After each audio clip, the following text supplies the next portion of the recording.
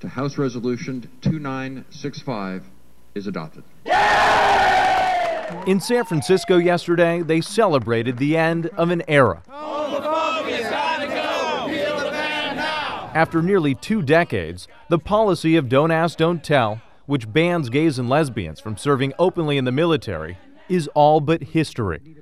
An overwhelming moment for retired Navy Commander Zoe Dunning, who has worked to repeal the law since its beginning. It's very emotional, and I just had an active duty service member who's done 3 tours overseas and has served for 11 years with tears in his eyes thank me. You can't ask for more than that. The principal core value of the Air Force is integrity first. Former Major Mike Almy served in the Air Force for 13 years until his superiors read his emails, determined that he was gay, and he was discharged.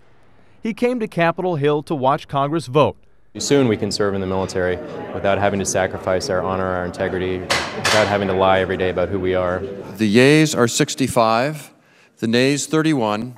The bill passed with 65 votes, 8 of them Republican, including Maine Senator Susan Collins. We should welcome the service of any qualified individual who is willing to put on the uniform of this country, fight for us in war zones such as Afghanistan and Iraq, and put freedom on the line for us. It's going to be a beautiful day. Connecticut Independent Joe Lieberman called it one of the best days of his 22 years in the Senate. We're going to be true to what America is supposed to be about. We're supposed to be about not who you are, but how you do your job. And, you know, gay and lesbian Americans in the military will not be seen as gays and lesbians. They'll be seen as what they are, American soldiers. Opponents of repeal, led by Arizona Senator John McCain, pleaded that such a dramatic change during a time of 2 wars would put troops in harm's way. I hope that when we pass this legislation, that we will understand that we are doing great damage.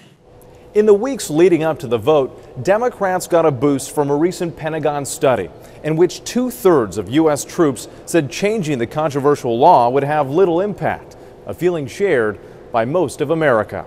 A CBS News poll earlier this month found that 69% of Americans support allowing gay men and women to serve openly.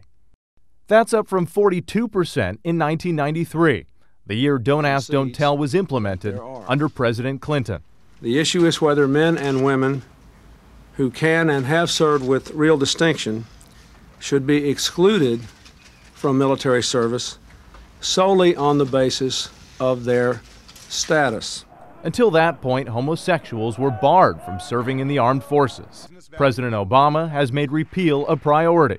This year, I will work with Congress and our military to finally repeal the law that denies gay Americans the right to serve the country they love because of who they are. Later this week, the president is expected to sign the bill into law. After the president's signature, the Pentagon will begin an implementation plan, followed by a 60-day waiting period, all of which could take up to a year. Still, the vote is seen as a major victory for Democrats, reeling from a painful November election. And an even bigger win for those like Lieutenant Colonel Victor Fehrenbach. He's been fighting discharge for 2.5 years. On Tuesday, I put my flight suit back on and I go back into work as I have for the past 19.5 years. Proudly.